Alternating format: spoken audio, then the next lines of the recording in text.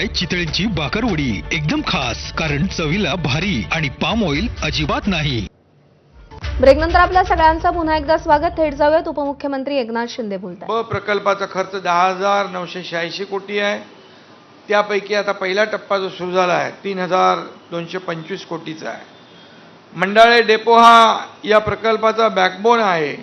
सुमारे 30.45 हेक्टरवरचा हा भारतातील सर्वात मोठा मेट्रो डेपो होणार आहे.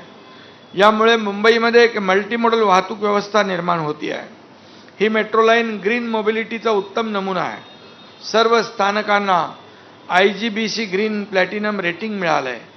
75% नैसर्गिक प्रकाश, 100% LED दिवे आणि ऊर्जा बचतीसाठी रिजनरेटिव्ह ब्रेकिंग सारख्या तंत्रज्ञानाचा वापर या ठिकाणी अद्ययावत तंत्रज्ञान वापरून हे सर्व प्रकल्प आपण पुढे नेतोय. 2 मेगावॅट क्षमतेची सौर ऊर्जा प्रणाली, स्काडाद्वारे ऊर्जा नियंत्रण आणि ECBC मानकांपेक्षा कमी ऊर्जा वापर ही या प्रकल्पाची वैशिष्ट्ये आहेत. ही मेट्रो लाईन DN नगरला मंडाळेशी जोडणी करते. हा मार्ग 3 टप्प्यामध्ये मगाशी आपण पाहिलं की 5.6 किलोमीटर लांबीचा असून त्यामध्ये आचार्य उद्यान, डायमंड गार्डन, शिवाजी महाराज चौक, मानकूर, देवनार, महाराष्ट्र नगर, मंडाळे स्थानके आहे. आणि म्हणून आज खऱ्या अर्थाने दुसरा टप्पा DN नगर ते सारस्वत नगर हा 7.53 किलोमीटर असून त्यामध्ये हरे राम हरे कृष्ण मंदिर, प्रेमनगर, इंदिरानगर, नानावटी, खिरानगर, सारस्वत नगर ही स्थानकं येणार आहेत. आणि त्यामुळे तिसरा टप्पा सारस्वत नगर ते चेंबूर असं 10.3 किलोमीटर असून Vandre, ITO, ILFS, MTNL, SG Barve मार्ग, कुर्ला पूर्व, पूर्व द्रुतगती मार्ग आणि चेंबूर ही स्थानकं त्यामध्ये असणार. असं डिटेल असा हा प्रकल्प मार्च 2027 पर्यंत 3 टप्पे पूर्ण करण्याचा मानस आहे.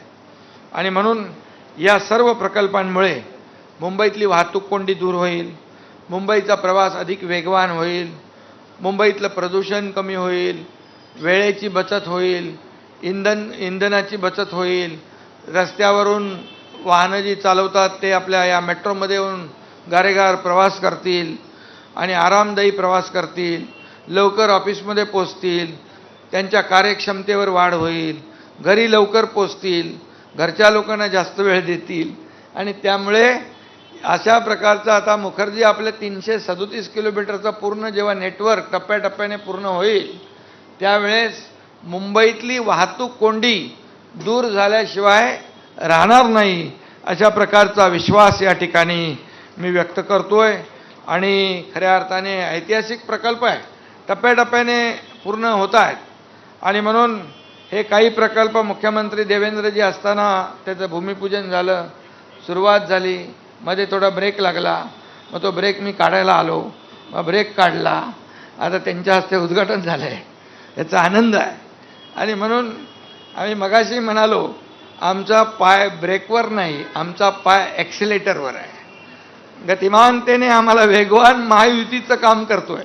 आणि म्हणूनच मला आनंद आहे की गेल्या 3.5-4 वर्षामध्ये 2022 पासून महायुतीचं सरकार पुन्हा आल्यानंतर अनेक प्रकल्प आपण पाहिले, मुंबईमध्ये पाहिले, MMRमध्ये पाहिले, महाराष्ट्रामध्ये पाहिले, अनेक योजना पाहिल्या, सर्वांगीण विकासाची कामं आपण पाहिली. आणि याला एक इच्छाशक्ती लागते.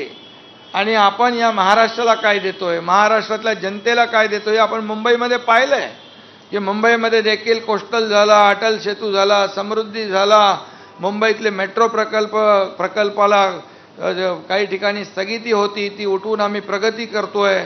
हे सगळं जे आहे हे मुंबईकरांसाठीच करतोय. मुंबईतले खड्डेमुक्त मुंबई त्यालाही आपण 2 टप्प्यामध्ये कॉन्क्रिटायझेशनचं काम हाती घेतलं आहे, तेही लवकरच पूर्ण होईल.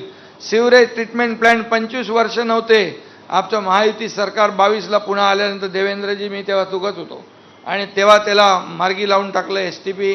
नंतर अजितदादा आले, त्यांनी देखील आम्ही तिघांनी मिळून टीम म्हणून काम केलं. लाडकी बहीण योजना असेल, अनेक योजना असतील त्या सुरू आहेत.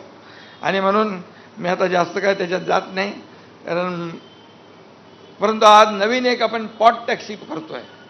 आणि आजचा दिवस मुंबईच्या वाहतूक व्यवस्थेसाठी एक ऐतिहासिक दिवस आहे.